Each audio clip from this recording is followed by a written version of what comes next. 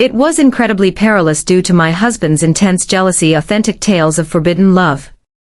I always sensed that Lucian had feelings for me, not in the courteous, detached manner a stepson might regard his father's new wife, but in a way that was meticulously hidden behind lingering gazes, suppressed words, and the anxious energy that surged whenever we found ourselves alone. It was quite apparent. At 20, he was poised yet uneasy, a man untouched by romance, who had never uttered a word about a girl he admired. Manuel often teased that Lucian was wedded to his books, devoted to his morning runs, and embraced the quiet solitude he bore like a protective shield. Yet, I was aware of the truth. I noticed the tension in his jaw as Manuel draped an arm around my waist during dinner, his dark eyes briefly meeting mine before returning to his plate. I observed how his hands would tense at his sides when Manuel kissed me. Those quick pecks that signified nothing beyond routine yet somehow held immense significance for Lucian. Yet, Lucian remained silent, never allowing a single word to escape his lips. Until one evening, when Manuel lingered in the bath longer than usual, I, in a moment of carelessness and recklessness, stepped out of my room clad only in a silk robe, loosely tied at the waist. It was truly an accident. I had no desire to provoke him, to play with whatever lay hidden beneath his calm, composed facade. However, when I caught sight of him in the hallway, his tall, but rather as a man who had been yearning for something he never permitted himself to savor, I ought to have walked away. Should have presented him with a disarming smile and strolled by as if all was perfectly normal. However, I did not. Instead, I tilted my head and allowed the silence to stretch between us, dense and vibrating with an unspoken tension we both chose to ignore.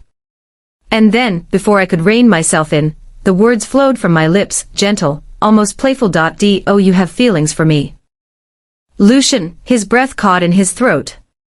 I witnessed the instant his meticulously constructed composure shattered, the way his throat bobbed as he swallowed, his knuckles turning white where they clenched at his sides. He parted his lips to utter a word, yet silence enveloped him.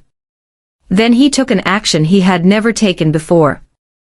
He felt a rush of warmth to his cheeks. Lucian, who had dedicated years to honing his facade of indifference, who had never wavered in his composure, was standing there gazing at me with wide, vulnerable eyes, his face flushed with something unrefined and exposed. I advanced a step. I was completely lost in my actions. Perhaps I sought to challenge him. Perhaps I sought to nudge just a bit to uncover whether my long-held suspicions were indeed accurate. Yet, as soon as my arms encircled him, as soon as my body gently pressed against his, an unforeseen event occurred. I experienced it. Present, powerful, unmistakable, flowing through our connection. It was more than mere attraction. It was more than the transient thrill of a silent yearning. It was an intensity, a weight, an essence that neither of us could overlook. Lucian tensed. His breath came sharp and uneven, his entire body frozen, as if he were terrified to make a single move. And then, at last, he whispered, "Lizzie." His voice was rough, laden with an intensity that caused my stomach to clench. I might have stepped back at that moment. I could have laughed, brushed it off, and walked away before we both crossed a line that we couldn't uncross. However, I did not. I raised my head, my lips mere inches from his cheek. Then, with a gentle and purposeful motion, I placed a kiss on his warm skin. Not how a stepmother ought to behave. Not how a woman wed to his father ought to behave. However, the manner in which a woman acts when she understands, deep within, that certain things were destined to remain off limits. Following that night, everything transformed. Lucian and I never discussed the events that transpired in the hallway. No apologies, no. There were no justifications, no effort to rationalize how my lips had lingered against his skin, how his breath had trembled in reply. Yet, we were both aware. Once something like that is acknowledged, there is no turning back. Initially, it was understated, small instances, fleeting looks. The gradual, torturous accumulation of focus that neither of us had the courage to disrupt. During breakfast, as Manuel sat across from me engrossed in his emails, I could sense Lucian's eyes fixed on me. I would feign indifference, yet my body was all too aware. Each action, raising my coffee cup, sweeping my hair over my shoulder, seemed amplified, intentional. As though I were putting on a show for him. Perhaps I was. As I made my way through the living room, Manuel was engrossed in the news. Lucian would lean in just a touch closer than needed as we walked by. A gentle caress of warmth, the fleeting touch of his arm brushing against mine. We engaged in a perilous game. And the thrill captivated us both. One evening, I found myself in the kitchen, carefully slicing strawberries for dessert. The soft murmur of running water floated down from upstairs, where Manuel was showering before dinner. The routine remains as predictable as ever. Lucian slipped into the kitchen with a soft tread, yet I sensed his presence even before my eyes found him. I sensed it, the gradual crackle of expectation hanging in the atmosphere. I turned, the blade still clutched in my grip. He leaned against the counter, arms crossed, observing me. "You're quiet today," I murmured, my voice gentle yet playful. His jaw tightened a bit. "Am I?" I wore a smirk. "You always maintain such composure, Lucian. But I see through you." His lips parted slightly, a flicker of something dark passing over his face. "You enjoy this, don't you?" I placed the knife down with great care. "What do you mean?" Lucian took a advance. I didn't move. "You enjoy the fact that I observe you," he said, his voice calm and deliberate. "You relish strolling by me just close enough to leave me questioning if it was a coincidence." I tilted my head. "You enjoy it as well." His fingers twitched at his sides. "Perhaps I do." Neither of us shifted. The soft hum of the refrigerator mingles with the faint sounds of Manuel moving about upstairs, all else blurred into obscurity. Lucian exhaled sharply, turning away as if attempting to shatter the enchantment that had woven itself around us, but I still had more to say to him. "Lucian," I whispered gently. He paused, uncertainty flickering in his mind. I reached for a strawberry, slowly bringing it to my lips and taking a bite. The juice was sweet, leaving a delightful aftertaste on my tongue. His gaze flickered, fixating on my lips. I grasped the half-eaten fruit between my fingers and it was stretched out in his direction. A challenge. For a brief moment he paused. With a measured pace, he advanced deliberately. He didn't accept it from my hand. Instead, he bent closer, his lips grazing my fingers as he took a bite. I sensed his breath, the heat of his skin. I ought to have stepped back. I did not. We were dancing with danger, and neither of us had any intention of pulling back. From that night onward, we sought these moments. The excitement of nearly being discovered. Of twirling on the brink without losing balance. Lucian might gently touch me in the hallway when Manuel wasn't paying attention. I would lean in just a bit too closely while reaching past him for a glass in the kitchen. At dinner, when Manuel's hand rested on my thigh beneath the table, I would catch Lucian's gaze. Observing. As our eyes locked, I parted my lips just enough to sense the palpable tension surrounding us. He would shift in his seat, jaw clenched, struggling to divert his gaze from mine. It was utterly captivating. One afternoon, I found myself in the laundry room, folding clothes, when I sensed his presence behind me. I chose not to turn around, yet I was certain it was him. The atmosphere grew dense, infused with an invisible yet palpable energy. "Manuel is outside," Lucian murmured softly. I extended my hand toward a shirt, gliding my fingers across the texture of the fabric. Furthermore, he paused, uncertainty flickering in his eyes. Then, after a moment, I sensed his breath against my neck. "It's difficult to catch my breath," he whispered. A chill coursed through my body. I turned slowly to meet his gaze. His hands were tightly clenched at his sides, his breathing irregular and strained. I raised a hand, allowing my fingertips to brush against his wrist, so delicate it might have been a mere coincidence. "It was not, should I?" I murmured. Lucian breathed out with a sudden intensity. Before he could respond, the sound of Manuel's voice echoed from the backyard. We pulled away. Lucian stepped back, running a hand through his hair, his jaw clenched. I compelled myself to return to the laundry, my hands trembling.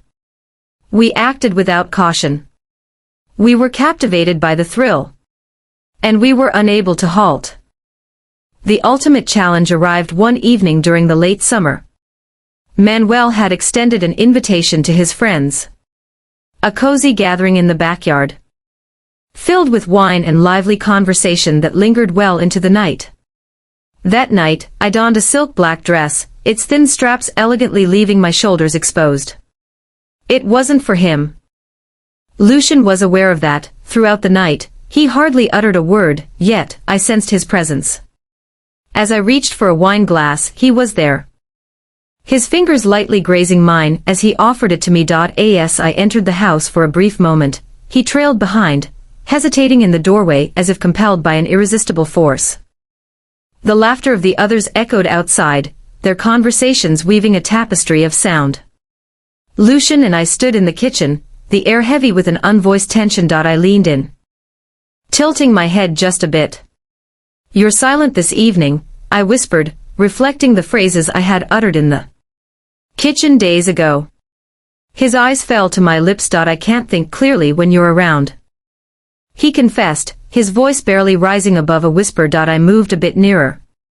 "Then don't overthink," I exhaled. Lucian's breath trembled.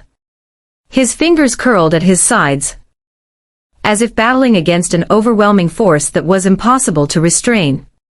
For a moment, we simply stood there, the space between us so minimal, so trivial. Suddenly, a sound pierced the silence, Manuel's voice echoing my name from outside. Lucian and I stood still, caught in a moment of shock. I turned toward the door, smoothing my dress as if nothing had happened. As if my entire body wasn't still thrumming with the tension of what almost occurred. I cast a final look at Lucian. His fists were tightly clenched, his chest rising and falling with uneven breaths.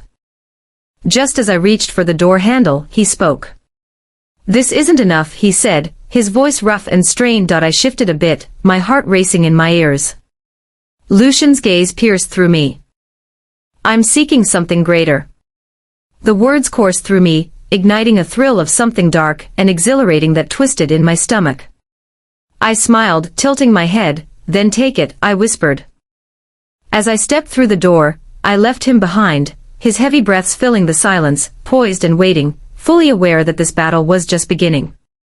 The instant Manuel departed that morning, I understood. I understood, for Lucian didn't merely observe him leave.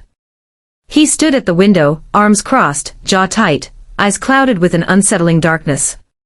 He lingered in the stillness, allowing the echo of the car to dissipate into the distance, patiently holding on until the house embraced a profound quiet, until only we remained. He turned slowly, almost as if savoring the moment. I stood by the kitchen counter, the morning sunlight pouring onto the floor, elongating the distance between us.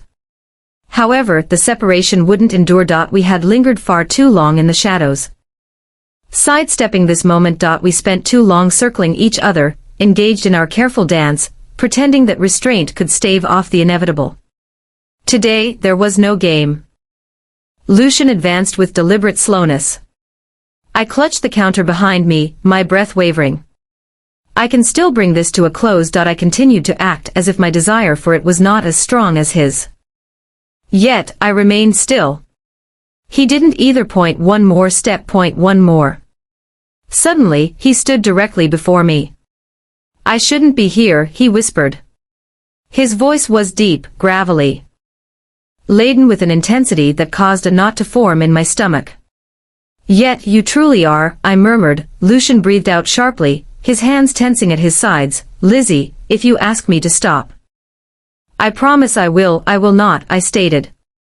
It was the sole invitation he required. Lucian's hands found their way to my waist before I could inhale again, strong and warm, drawing me closer to him. His touch lingered with uncertainty, as though he were still grappling with his own inner turmoil. Yet, as I lifted my gaze, and our eyes locked, I perceived it, all doubt had vanished. "Oh, we require." And then his lips met mine. The instant their skin met mine, a tremor coursed through my body. It lacked softness. It was not done with care. Lucian kissed me as if he had been waiting for this moment for an eternity. It was as if he had been deprived of this, longing for it, suffering in quiet desperation while I played with him. While I pushed his limits, while I made him witness from afar, as though he were merely a spectator. But he had ceased to be merely an observer. His hands clenched, his body pressing against mine. Warmth radiating from him in waves. My fingers tangled in his dark hair, drawing him nearer, craving more. I sensed the tremor in his breath as he intensified the kiss, his control fracturing. Yielding under the burden of all we had withheld from each other.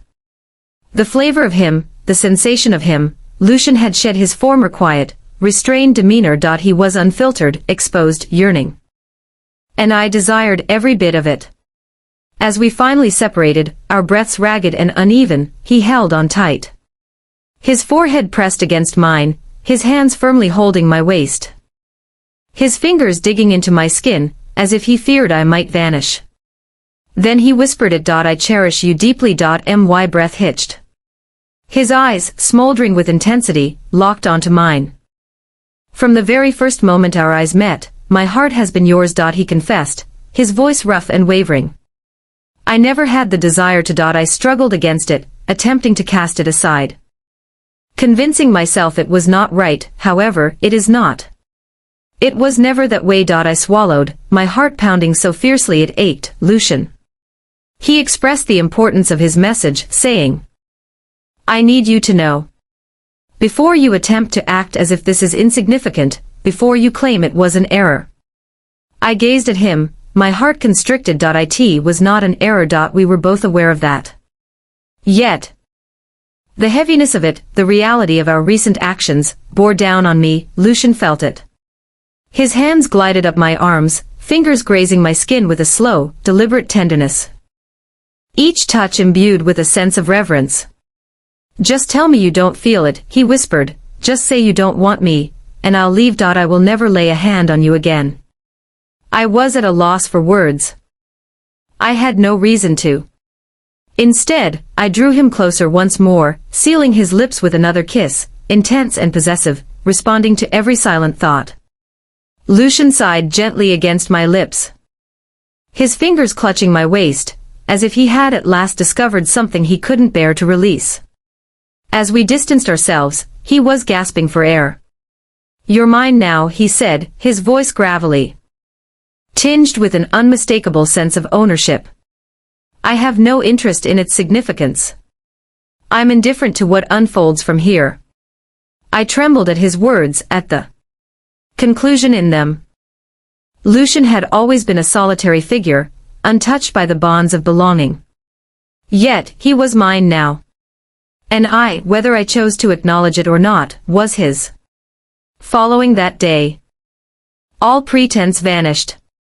Lucian emerged from the shadows. He observed me with an unreserved intensity, his eyes lingering during Manuel's kiss, his jaw clenching at Manuel's touch. He had revealed all. And now, each time he glanced my way, I could sense it. The envy. The necessity. The assertion he had made, the unspoken vow that I was already partly his point. One evening, Manuel was immersed in his reading in the study, while Lucian and I lingered in the kitchen. He leaned in, his voice barely a whisper. Does he caress you as I once did? My breath caught in my throat. Lucian smirked, his expression shadowy and insightful. I didn't believe that. Manuel summoned me from the adjacent room, his voice carefree and unmindful. Lucian's fingers grazed against mine. Lingering, playful. He withdrew, stepping back, his expression inscrutable. I turned, compelling myself to approach Manuel, to feign that everything remained the same. Yet all had changed.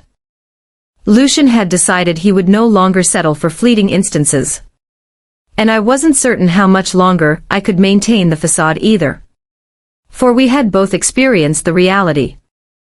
And it was merely a question of time before it enveloped us entirely. The days that came after were a haze of furtive looks, secretive caresses, and the ever-present charged excitement that ignited between us. Lucian no longer wavered. He ceased to mask the way he gazed at me, the way his body tightened when Manuel kissed me. The way his jaw tightened when I laughed at something his father remarked. And I no longer feigned indifference, as I awaited his arrival to discover me in solitude. It was a game. Yet it felt different from any we had experienced previously. Initially, it revolved around playful banter, probing, and brushing against the boundaries of a line we both hesitated to traverse. Now it was something entirely different. Now Lucian would stroll by me in the kitchen, allowing his fingers to glide against my skin. Now he would linger too near, when we were by ourselves. His breath warm against my neck, his voice soft and low as he whispered secrets meant only for my ears. "You still taste like strawberries," he murmured one evening, his fingers brushing my wrist. His touch so light it could have been imagined. I trembled. From the other room, Manuel called my name, his voice drawing me back to reality. Lucian smirked, a slow and knowing expression on his face. I averted my gaze before I could act impulsively. I desired him. I desired him in a manner that rendered it unthinkable to view Manuel in the same light. The issue lay there. Manuel was considerate, attentive in his own manner, yet the spark I once experienced with him had faded. I was unaware of when it occurred. Whether it had begun prior to Lucian's arrival or as a result of him, but at this moment, I could no longer dismiss it. As Manuel's fingers brushed against my skin, my thoughts drifted to the feel of Lucian's hands. As his lips met mine, I sensed a void where something profound should have been, something primal. Something that Lucian had bestowed upon me in a fleeting instant of unfiltered honesty. And Lucian was aware of it. He noticed it in the way I hesitated before reaching for Manuel. In the way I withdrew too quickly, in the way I fought to smile when Manuel embraced me at dinner. Lucian remained silent. He merely observed, paused, since we were both aware that time was on his side. One evening, Manuel departed for a business dinner, and I was aware. I realized this as I descended the stairs, finding Lucian already in the kitchen, positioned by the counter. His hands resting on the edge, as if lost in thought. Or pausing. I ought to have turned back. I ought to have departed before we went over the same ground again. Before we allowed ourselves to sink deeper into a situation we couldn't reverse. However, I did not. Instead, I moved closer, compelled by a force that seemed destined. Lucian's gaze deepened. His fingers twitching subtly in their repose. He remained still. I didn't either. We allowed the silence to linger between us, dense and electric, brimming with all the words we had left unspoken. At last, Lucian let out a breath. "I'm not going to ask you if you want this," he said, his voice low and rough. "Since I am already aware." I gulped. His fingers lifted, gliding gently over my arm. The touch so delicate it sent a shiver down my spine. "I don't want to wait any more," he admitted, his voice low and steady. "I can't help but acknowledge that thoughts of you occupy my mind every single moment. I don't lie awake at night replaying every moment you've touched me. I shut my eyes, my breath unsteady." "Lucian. Tell me to stop," he whispered. I was unable to, his hands wrapped around my waist, drawing me nearer, the warmth of his body melding with mine, and then his lips met mine. The kiss unfolded with a languid grace this time, devoid of urgency, each movement intentional and thoughtful. It was as if he sought to etch into his memory the essence of my taste. The sound of my sighs against him, the way my fingers grasped his shirt, desperately clinging to something real. I was unaware of the time we spent there, enveloped in the certainty of it all. Yet, as we finally parted, with his forehead gently resting against mine, I sensed the words he was about to utter before they left his lips. "Leave him," Lucian murmured, "remain by my side." I tensed. Lucian's hands gripped a bit more firmly. "It's clear you've moved on from him, Lizzie." "Not in the way you did." I tried to speak, but silence enveloped me. Desi was indeed authentic. Lucian was more than merely a distraction. He had altered something within me. And I was at a loss for how to mend it. For weeks I grappled with the truth. I reminded myself that I required some time. I had to confirm my certainty. If I were to leave Manuel, it would have to be due to a lack of love for him, not merely because of my desire for Lucian. Lucian never forced anything. He exhibited remarkable patience. Yet, his patience carried a quiet awareness that he would only endure for a limited time. I noticed him observing me during dinner. His face a mask of mystery while Manuel chuckled at something insignificant, and I struggled to maintain a smile that seemed out of place. Later that night when Manuel kissed me, I sensed the lingering weight of Lucian's gaze, haunting me despite his absence.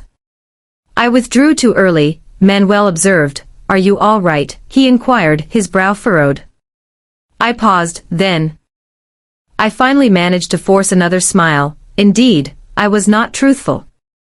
Yet, we were both aware that something was amiss. I was no longer the woman Manuel had married. And Lucian was no longer the man who had once found satisfaction in merely observing from the sidelines. One night, while Manuel was away once more, Lucian discovered me in the backyard, observing me as if he were already aware of my thoughts. "You're afraid," he finally admitted. I let out a breath. "I'm feeling a bit lost right now." Lucian reached over, his fingers grazing mine, deliberate and calm. "You're anticipating something that will never arrive," he whispered, "for circumstances to return to their previous state." I swallowed. His fingers tightened just a bit. "You already chose Lizzie," he murmured gently. "You simply haven't acknowledged it." My chest ached. He was indeed correct. I had already made my choice. Each time our eyes met across the dinner table, I found myself drawn to him, as if I had made my choice all over again. I chose him each time he touched me, each time our lips met. Each time I longed for the sound of his voice more than my husband's. However, expressing it verbally, acknowledging it, signified a transformation of all that was. Lucian observed me, his warmth fading as he vanished into the house, leaving me alone with the truth. I didn't require additional time. I simply required the bravery to express it vocally. And soon I would. Because the essence of love, the essence of true, undeniable love, is that it doesn't linger indefinitely.